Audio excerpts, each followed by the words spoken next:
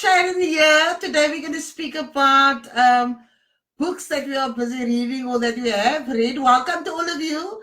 I just came from a lengthy discussion now with my son Christo, and we're talking about our voting for tomorrow. So we had a long discussion about who we're voting for, why we're voting, what's happening in the country, and so forth, that I almost forgot that I need to come online. So if you've joined us here, welcome. Nice to have you here. We're going to try not to be too long, but we did say that we want to just share some books that we are reading. So let's see if we can get this interactive discussion going. I thought, I'll speak. I see Wanda already. Wanda, one of my colleagues, amazing colleague that I have. She already told me about 2 books that she's just completed, and then I mentioned that we need to share those books because I read just about anything. And I don't have a particular, I don't really have authors that I fancy now. At the moment, the person that has grabbed my attention is Seths Godin.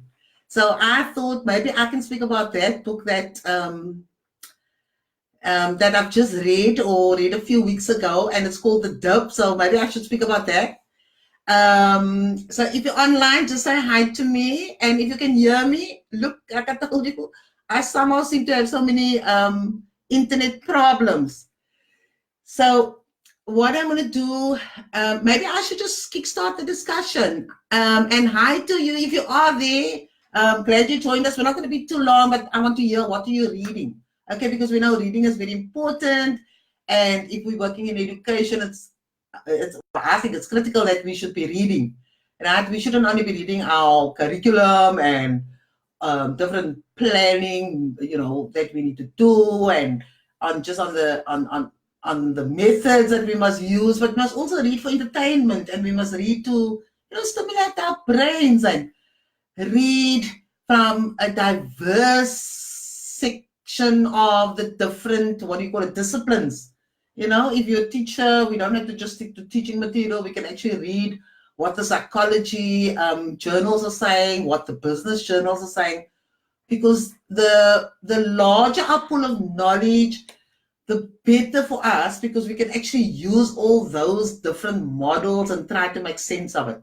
Because if you specialize too much, then it somehow limits you because you just know what is happening in that area. So it's good to read from the various disciplines. Now, at the moment, like I said, I'm reading about marketing, and that is probably because I'm, running the YouTube channel called School Corridor, and we're also doing these Facebook live sessions. So it helps me in a way just to read, what the marketers are saying. How do you go about making sure that you are serving people in the way that they'd like to be served, and so forth.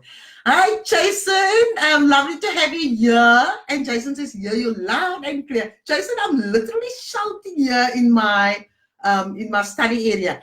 And Theola's here. Hi, Theola. So you guys, Jason and Theola, you're going to share your books that you're reading. Okay?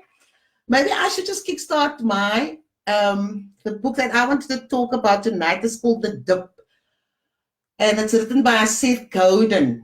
And now I'll also put the cover on, on the, the flyer that I put on Facebook. So the central message of The Dip is that winners quit, which is quite an unusual way of looking at things, because we always tell that winners don't quit. So Seths Godin sort of turns that idiom, that mantra, that understanding we have, that winners never quit. And so Seths Godin is saying winners always quit. Okay? And then in some of the videos that you can see on YouTube and in the book, he gives us examples. He says, if we didn't quit certain things, we would still be doing those things to our detriment. Right? Let's think of an example. When we were kids, we did things in a particular way. Now imagine we didn't stop doing those things. We didn't quit it. Then we wouldn't have turned out to be the kind of people we are. So we naturally quit a lot of things. And his whole point is that winners quit. But he says we must do strategic quitting. In other words, we must know when we want to quit and what we want to quit. Okay, so I'm going to give you sort of a summary of that. I don't want to see who else is here. Sharon, Errol, Tim has joined. Hi, Sharon. Sharon used to, yeah, we used to teach together at Grassy Park High School, and I know she was at the college last time. Thanks for joining us. I thought this is the kind of topic that would interest you. Okay, so tell us what you're reading, Sharon. Tell us what you're reading, Viola. And Jason, share some of the books that you've read and that you'd like to recommend to us. Okay, so I'm expecting to see quite a few books coming up, and I'll make I'll really try to read some of those books. I tend to buy the digital version because it's easier for me. It's on my phone, and so I can read it.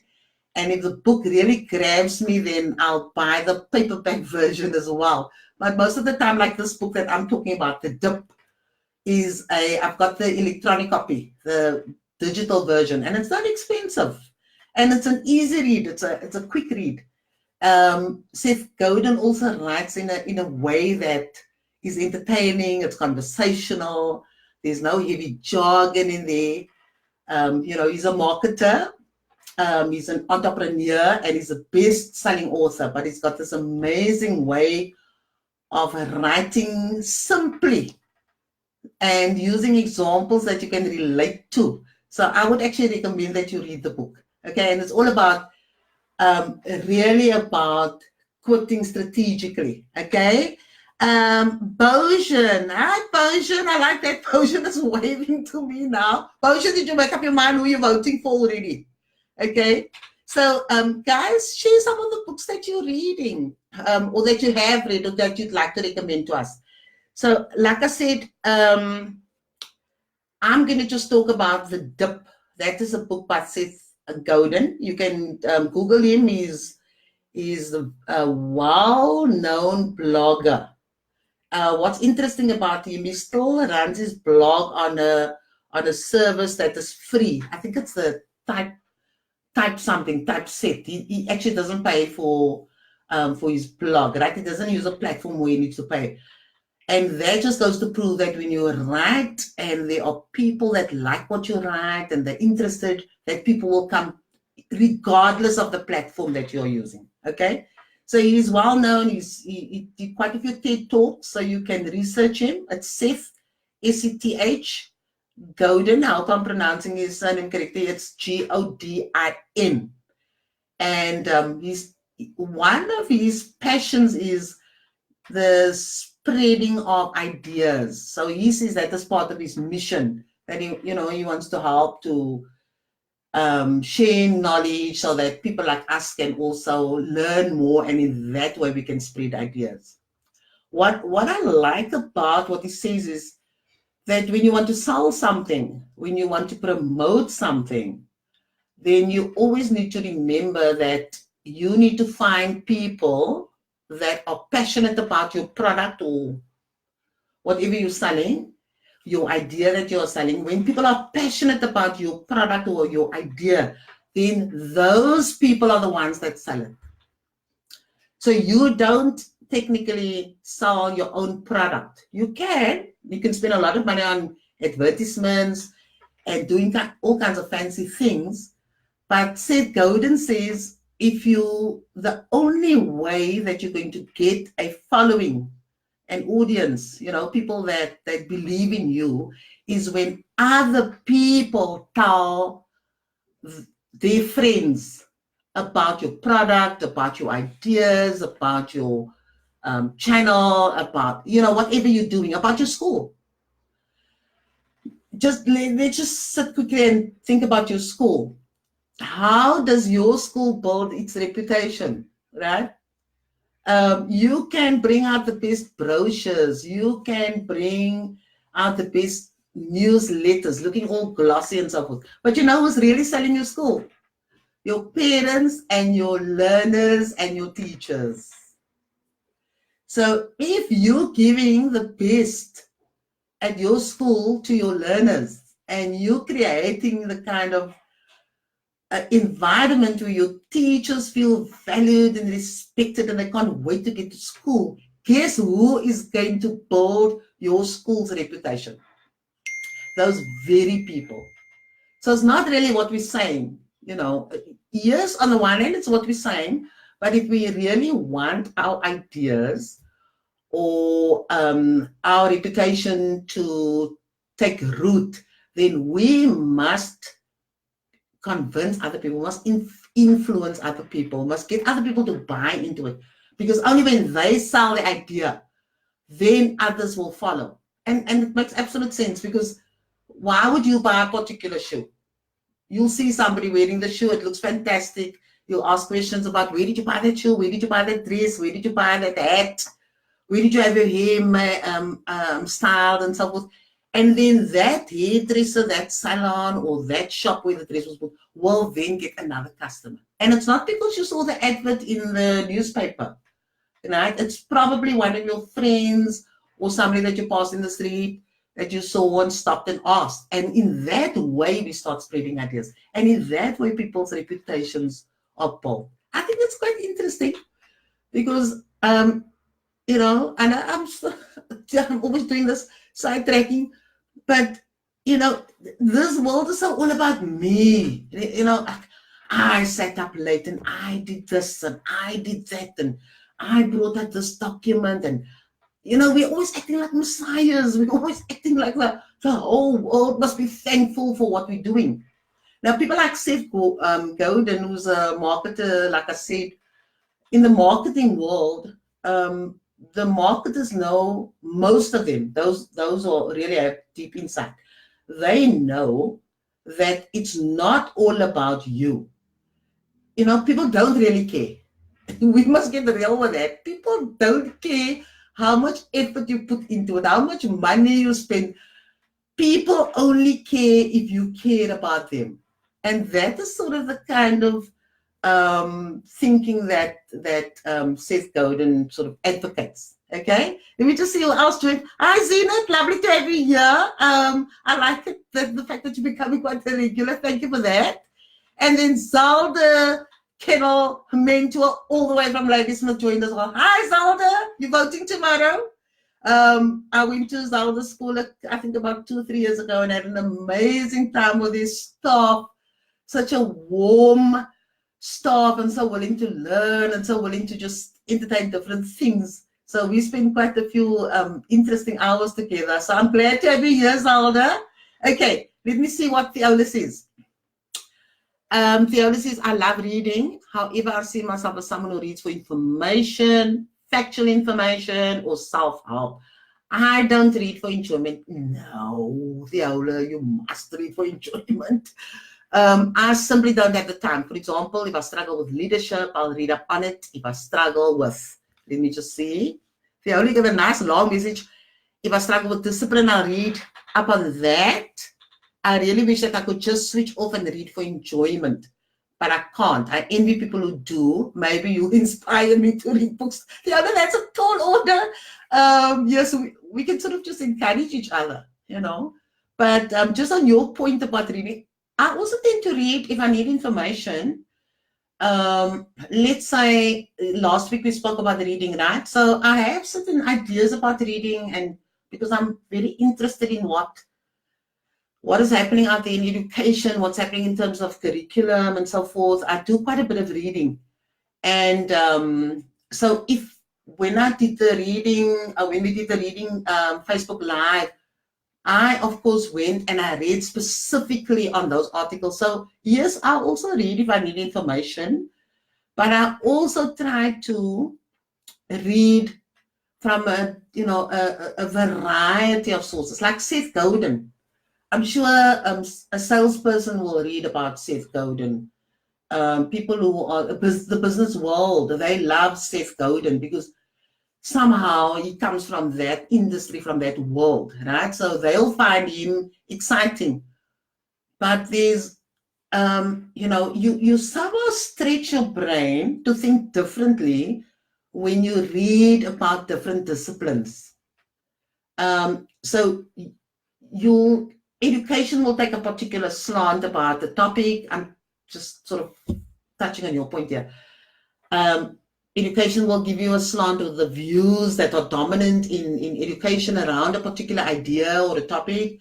and then you'll get the marketers or the business world, and those writers will see it from that angle, from the business angle and from the advertising world angle or the marketing world angle. So if you sort of read from about the same topic from different disciplines, then it gives you a richer understanding of that topic. That is how I see it. So you get sort of different perspectives, right? And that is why I would encourage you to read beyond just reading about discipline. My goodness, Viola, such a smarty pants and such a brilliant young teacher, and an HOD, head of department. So I would strongly encourage you to, dabble in something as light as The Dip, which is written by Seths, a very lovely book. Let me see who else is making comments here. Theola says again, there are two people that she admires at the school. It's Miss Rita Jacobs. Miss Rita Jacobs, you are being affirmed on, let's say, national FB, right? Worldwide. Whoever's watching this is hearing that Theola says that she admires you. How amazing is that? And then, of course, the other person that Theola is also affirming here is Benita and Solomon. Wow, Benita and Rita, well done. That's something that we have difficulty with. We have difficulty with affirming people, with publicly acknowledging people, and here Theola just putting it out there in public. What an amazing, compliment to you. But you do know that the more people know about you, the more pressure you're going to experience now to shine. That's the flip side of being amazing. But I'm sure you will rise to the occasion because, look, you've been publicly acknowledged here. Really smart. Theola says you're always reading something and sharing it with the staff in the devotion sessions. Thanks for doing that. As teachers, we need to read, and if you're doing it to inspire others, we really salute you. We take our hats off to you. Then Estrella. Hi, Estrella. Thanks for joining. Lovely. The Storyteller by Judy Picoult. Is that correct? Absolutely gripping read. There, Estrella is giving us the name of a book. It's about a German who was thickly involved with the Holocaust and pretending for 70 years to be a Jew, nail-biting and so sad, amongst others. Wow. Estrella, I think I haven't read the book, but I think I saw something about this person, Jody, who sort of, pretended to be a Jew. So I'm definitely going to read that book. I hope there's a digital version as well. And then as soon as I've read, I'm going to let you know via Facebook that I've read the book. Warda Conrad is here. Thank you, Warda. You started the whole conversation with two books. I think what was a sci-fi that you mentioned? Or yes, it sounds very interesting, those two books that you mentioned. So I'm definitely going to read that. And then Jason, let me just see, Jason, if I can see what you're saying. Jason has got a long comment here. Currently busy reading a bestseller, international bestseller, The Subtle Art of Not Giving. I like that. Yes. Oops. By Mark Manson. Living in a world filled with judgment and prejudice, we become fearful of being our true best self, as it is not according to society's standards. Yeah, or normal. We have developed a culture where we get too much of others' opinions. I agree, true. I'm sure people are probably thinking I'm like crazy, but I just can't not be myself. I've grown, fortunately, Jason, past that point, and I think this is what you're saying this guy is writing about. So this is the real source of empowerment, fully in agreement with that. We need to focus our energy on what truly matters to us. I'm really enjoying this read. Thanks, Jason. My budget, guys. I'll have to wait for my bonus month to get all these books, but I'm definitely going to read the books that you are recommending. You see, that is what Seth Godin says, that there's more power in what others recommend. It's usually what we hear, what other people are doing, because they'll give us testimonies of how good something is or how bad something is. And that is what the world out there is listening to. So yeah, I'm like typical of what the Seth Godins are saying. They are also, we believe the testimonies from our friends and from our people that we trust. Like Jason, obviously I trust you. I spent the whole weekend just doing all kinds of fun exercises around the RCL. Estrella says one really has to steal time to be able to read. Yes, that's true, Estrella. But you know what? I try to fit in some reading, and I think part of it is that we mustn't make it sound like a chore, Otherwise, you're going to find that you don't have time. So that is why I buy the digital books, because I find that it's just more convenient for me. It's on my phone. So at night, when I want to read, or when we're driving somewhere, I'm not driving and Basil, my husband, is driving, then I'll read a few pages. If we're not chatting or doing something, I would actually try to catch up on some reading. Or at night, I actually make an effort to read something. I think I'm addicted to reading in a way. So I think it's important that we actually make time to read, because once you start reading, Estrella, you'll find that it becomes a little bit easier, because if you treat it like it's an extra, then you're not going to really find the time. But if you see it as part of your daily routine or your weekly routine, then you're going to find that you're going to actually find time to read. I don't listen to the television, for example. I'm not a TV person. I'm so glad that our TV just bombed at us. Yeah. So I don't watch TV really. So I find that I engage a lot with books and so forth. So maybe you can try that. And then Theola says, Theola saying she looked at the book and she's calling on Persian and say, "Ons moet hy book lees. We must read that book." I like the way Theola always just gets everybody involved in everything. Okay, is there what are you not going to say anything? Hi, Melissa. Thanks for coming on again. I like this. I've got all the regulars. Yeah, we're going to vote tomorrow, and we're just spending some time together. Nicolette E. Frank, our artist, is here as well. Hi, Nicolette. Nice to have you on here. At some point, we need to showcase your artwork. We've got artists here, storytellers and writers, and just amazing people. Okay, any books that you're reading? Like I said, I have Bojan is also. Hi, Bojan. Nice to have you in here. Theola forced you to come onto the Facebook Live. Glad that you are here. Thanks, Theola. So we've got Bojan in the house. Okay. And then thanks, Estrella. Yes, try it. I'm sure it will work for you. It definitely will work. I find that we need to read, because you see, if we don't read, and of course a variety of texts as well, then we tend to become, we become in a way insulated in the world that we find ourselves, like living in a cocoon. You know what Sharon is going to say. So you start buying into my ideas all the time, and you never get a chance to really test whether I'm selling you the right story. You never really get a chance to see what possibilities are there, because you just find yourself in this little, like I said, cocoon, in this little echo chamber that they call it also now. And so you hear the same ideas, you hear, and the more we hear the same ideas, those ideas start sticking. And we start believing those ideas, and we start shaping our lives according to those ideas. Now, if the ideas are good and they're fruitful and they are, they are transformational and they make us grow as human beings, then that's fantastic. But if those ideas that we are, constantly being bombarded with, or those ideas are entrenched in everything we do, you'll find that you will start thinking in that narrow way. And that is very dangerous for us as teachers, especially for us in education, because we are supposed to be out there reading about what people are saying, experiencing, going on the different journeys in the books with people, so that we can learn more and we can become better at being human beings and better at serving people.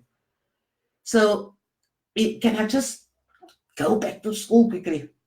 You'll find some staffs, if people are not bringing in new ideas, if people are not sharing different ways of thinking, then you'll find that as staffs, we stagnate, because we only know that world that we've crafted or designed for ourselves, and we don't move beyond that.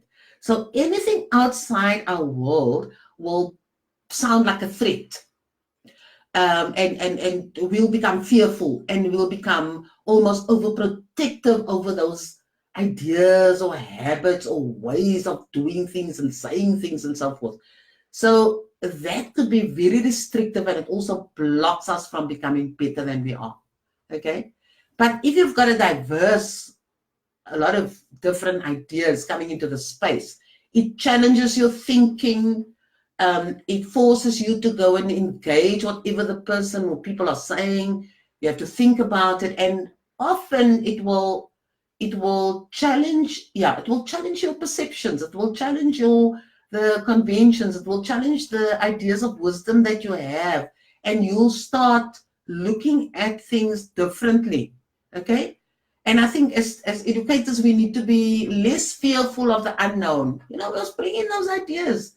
Bring in the ideas so that we can really interrogate the ideas and see whether there's merit in those ideas. And I don't want to talk about the voting, because, like I said, Krista and I were having such a long conversation about what's happening in the country, and the messages we're getting via the election posters from the different parties. Some are very negative. It's like a whole fear culture that is being promoted. And then there are positive posters again, where people are talking about in 100 days we'll do this and so forth.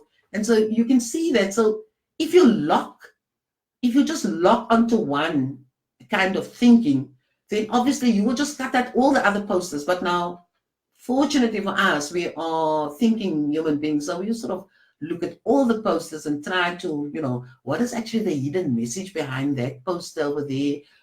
The book that I've read, what is hidden behind all these words? What is the philosophy this person is pushing? What are the views that this person is advocating?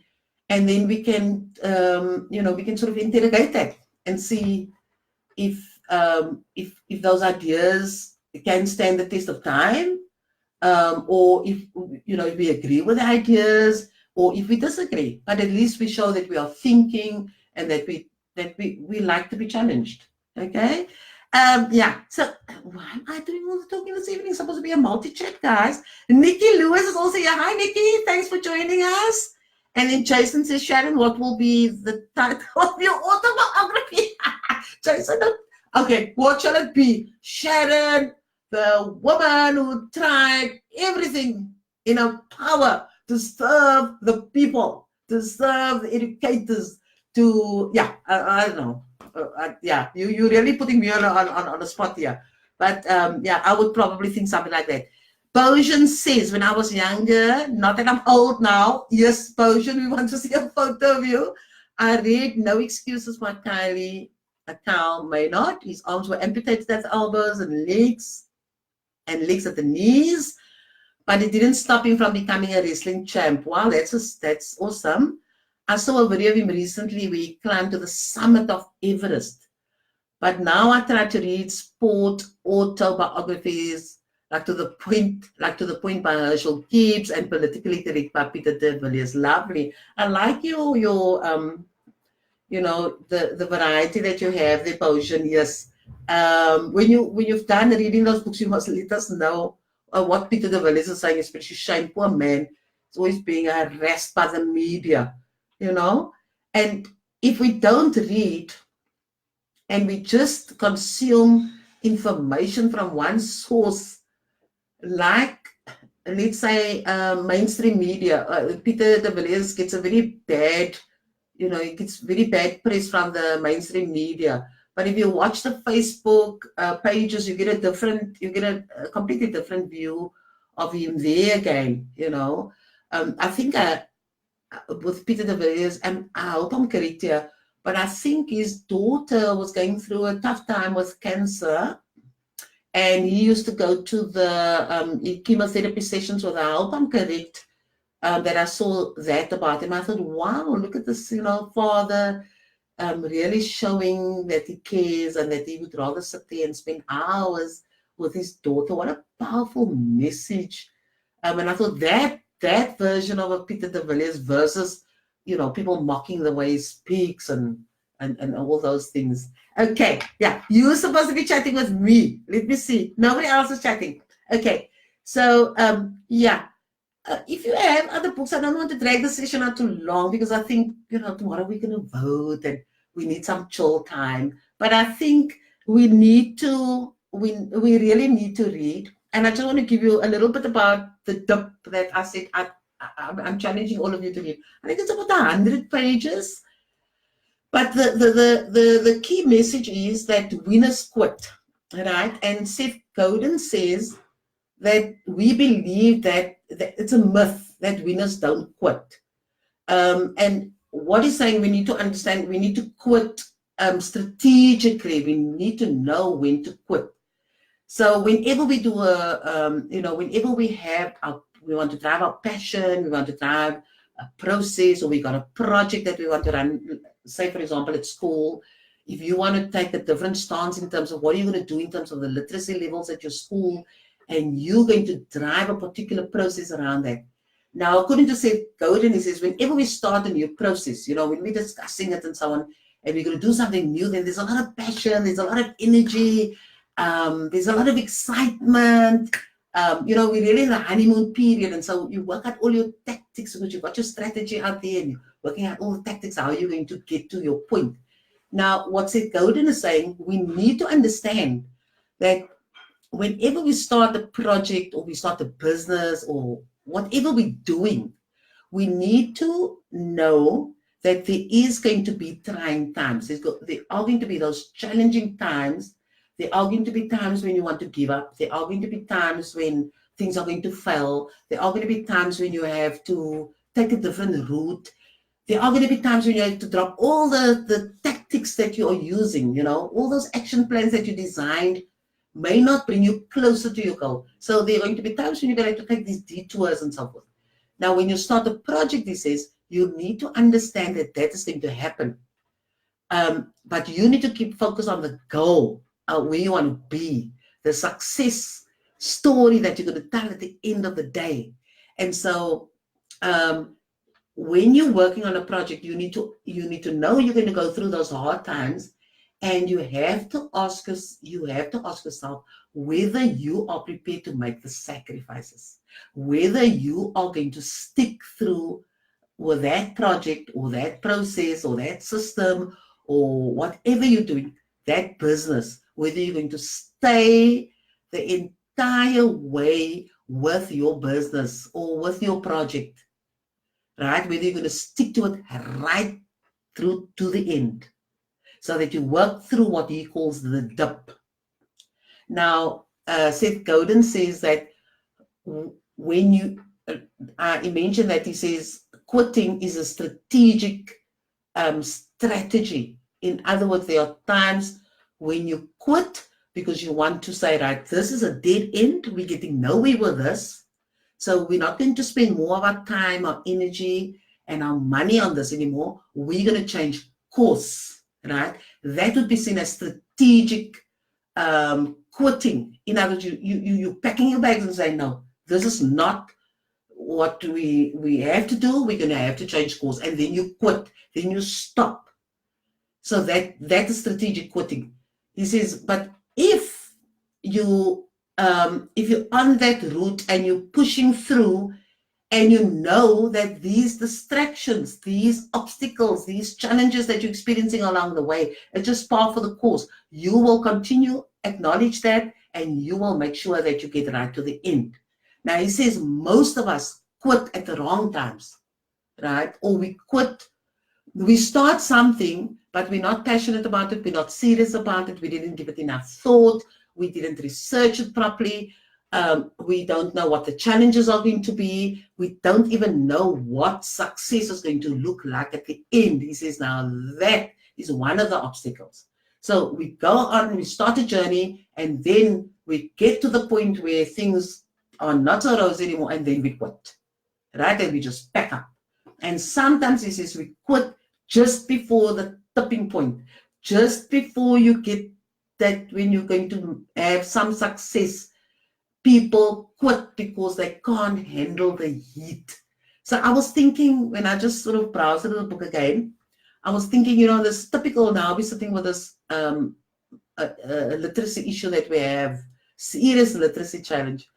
And so what are schools doing about it? And so, what is the business plan? What is the project? How are you going to turn things around at your school? How are you going to transform the children from being illiterate, functionally illiterate, to literate children who can achieve and succeed and so forth?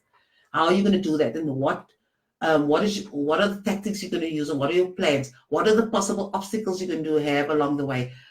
When are people going to become demotivated? When do you think, how you're going to have to do some kind of planning around that? You're going to have to, look at that particular plan that you have. You're going to look at all the possible risks, do a risk assessment, so that when you get there, this is just that part where we're going to have to wait slowly but surely. We can't move as fast as we did at the beginning. It's going to take time.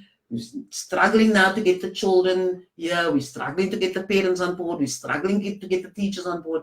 We're hitting that point where we're just going to have to slog through up this steep incline, because our goal is that these children are going to be amazing, literate, well-functioning kids when we get to the top.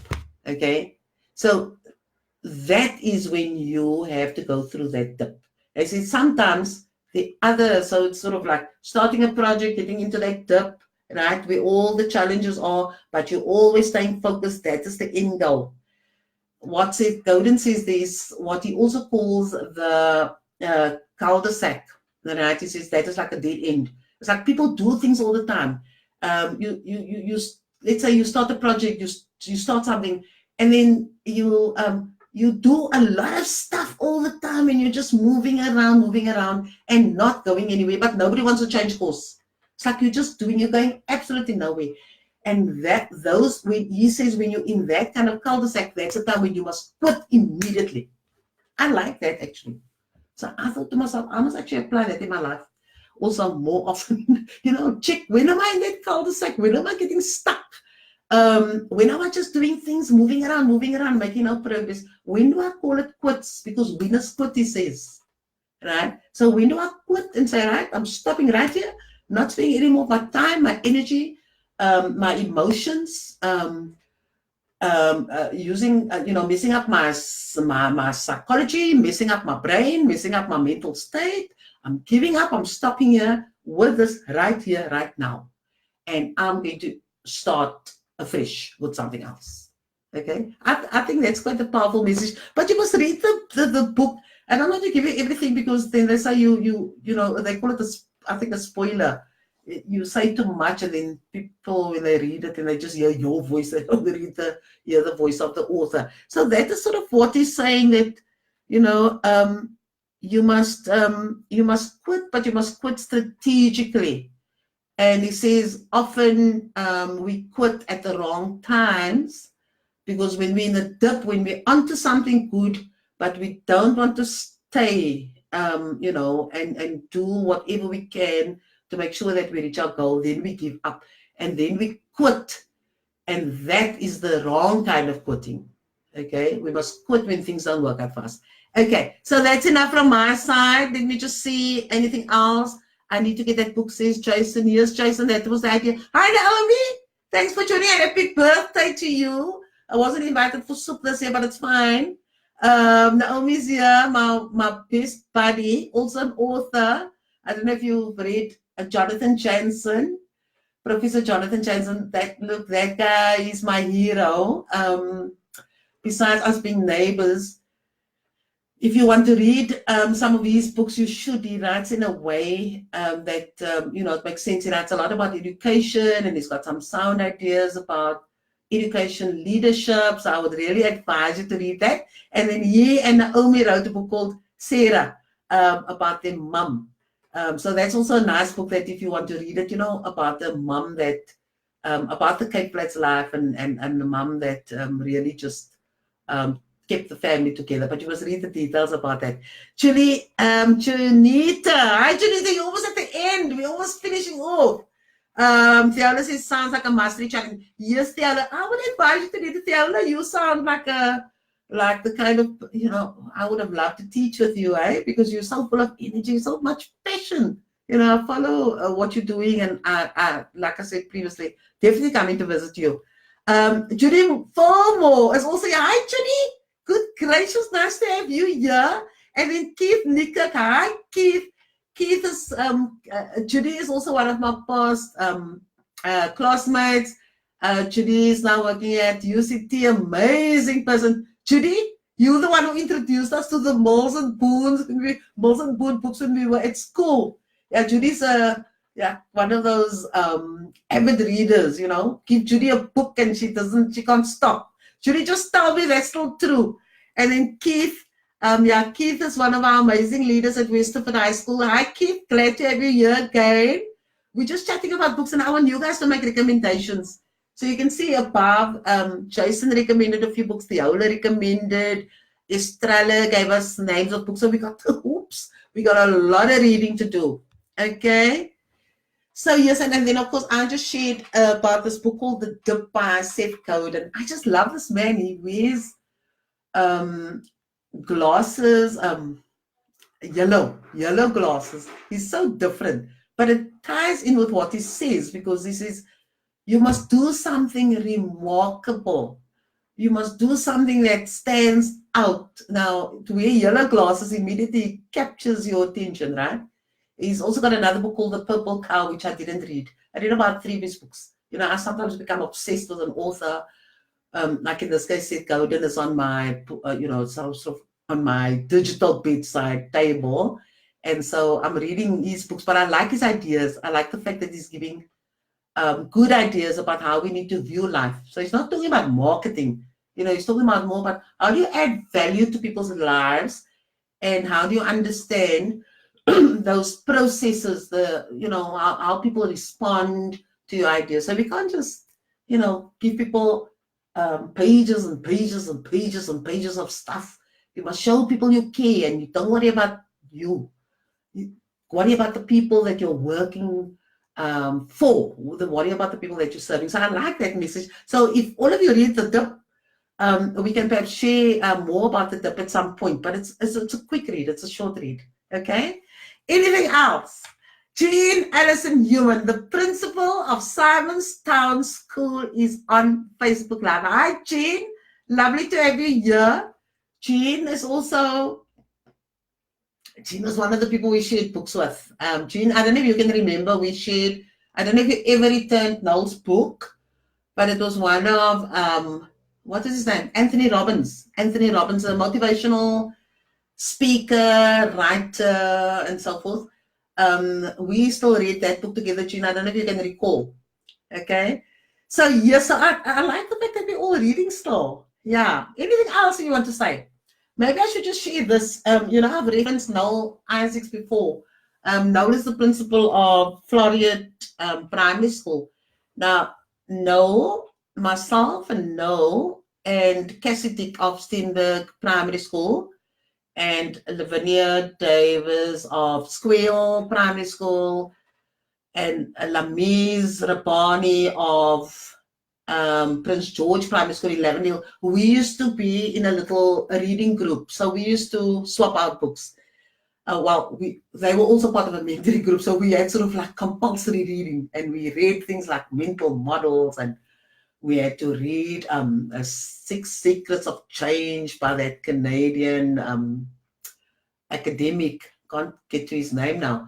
But we used to read, and we used to really enjoy it. And then, of course, another educator, head of school that I shared books with is Vernon Erfurt, the principal of Muizenberg Junior School. And I've still got 2 of Vernon's books here. The one book is a nice motivational book, very light read, and then he gave me another book written by Eusebius, that radio presenter. There's a bantu on my stoop. Very interesting. So I still share some books with some of my colleagues. Okay, so that's something I want to encourage you to do. Like Viola and her colleagues, that you guys actually share, books that you are reading, that you find fascinating. And of course, I told Noel Isaacs, I said, I'm reading. We were just chatting one night, and I said, I'm reading this book called, I think I was reading The Tip at the time, and he said, what's it about and who wrote it? And then I gave him the details, and he said, no, I'm definitely going to get it. And there's another book written by Seths. And so Noel and I are still reading together. And I admire principals like that. Principals are on top of the game, reading, sharing ideas, and still building community. That's so up my alley. Okay, and yeah, I've got a whole group of people who are still reading and sharing their books. Right. So let me just check. Nobody's okay. Bonita and Solomon. Hi, Bonita. Bonita says, I love reading too, so this is going to be fun. Yes, Bonita, you must check out all the titles they gave us. Quite a few. And then Zalda saying, thank you for the topic. Yes. And Patrick Razant is here. Hi, Patrick. Thanks for being here. Patrick is one of the guys who works at UCT, and I think he's running the finance section there, if I'm right. Yeah. So Patrick, tell us what you're reading. And Ingrid Lusal Alice is joining us. Guys, that lady is a head of department in the Emirates. Good gracious, we have international people on the Facebook Live tonight. Hi, Ingrid, glad to have you on here. What's the time now in Oman? I think they're 2 hours. You said they're 2 hours ahead of us, right? You're 2 hours. So it's about 17 minutes past 8. Okay, guys, I think Lynn Brown also say hi. Lynn doesn't want me to greet her on the show, but Lynn is one of my smart colleagues at the district. Thanks for coming on, Lynn. Yeah, so if I must just summarize, I think we need to talk more about reading. Viola said in the other chat as well. We need to perhaps have another chat about how do we encourage reading at our school, amongst the learners, even amongst the staff, and how do we help each other to grow, and how do we challenge the ideas that we have just about life? Because I think I mentioned earlier that there's a strong motivation for us to be reading different genres of books. So I know Viola, and I'm not criticizing I'm not even critiquing you. I'm just saying that, we mustn't become, as teachers, just locked in reading books about methodologies. You must read that. Look, I think it's important that you read it. In fact, I'm hoping that people who are watching or that have watched last week, that you're actually reading about this whole, all this research about phonics instruction and why it's so important and why certain countries, are spending a lot of more time teaching phonics, because they're reading the research and it makes a lot of sense and so forth. Because that research is, it's scientific. It's not just thumb sucking. It's really researched information, like hard data that people gathered and conclusions that were reached. So we need to be reading, and as people that we need out, how we need to open our minds to new things, and we need to keep ourselves passionate, energized and motivated. And so we need to read about, journeys that other people experience in their lives. Yes, that's very important, because, when people tell these stories, we learn from them. It's sort of, we learn intuitively, if that's the right word. We learn, it's sort of just subconsciously, we get some new ideas.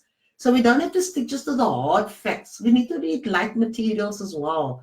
And then, like I said, you also have to read from the different disciplines, because we will get locked in our worldviews if we don't, at least hear and see and experience other ideas, and then interrogate those ideas and see how those ideas make sense. Because it's only by sharing ideas and spreading ideas that we really grow and see things differently. Otherwise, like I said, we're just in this echo chamber. The same people talking about the same stuff, nagging and moaning about the same stuff. trying methods and strategies and ways of doing things that are not working because it was always done that way. And in the meanwhile, guys, the world is evolving. There are so many different things out there, but we can only access that when we read. Okay? So here's my book that's recommended is The Dip. And of course, we got other people recommending other stuff. So on that note, I'm going to say have a gorgeous day tomorrow. If you're here in South Africa, Ingrid, of course, you already did your own online. What did you do? Your special voting. You said. So we're going to vote tomorrow. And that whole line about my vote is my secret. Yeah, I suppose our vote is our secret. And this is not a political platform. So I'm not even going to talk about it. But I'm just saying, it's important for us to let our voices be heard. So, make your mark, go out there and be a South African citizen that cares, So go and vote out there, because we can't sit back tomorrow and say that the world is just messed up. If we didn't take the opportunity to make ourselves heard, then we got ourselves to blame. And it doesn't mean that if you lose out, if the vote doesn't go your way, that automatically we must give up. No, we are here to serve, guys. We're here to move our youth to greater heights, and I'm on that bus, and so are you. So have an awesome time. Have fun tomorrow with your families after you voted. Go for your walks, chill, and start reading one of the books that we recommended. So on that note, School Current just wants to say, continue creating magic wherever you are, and have fun, and continue shining in all the spaces. Cheers.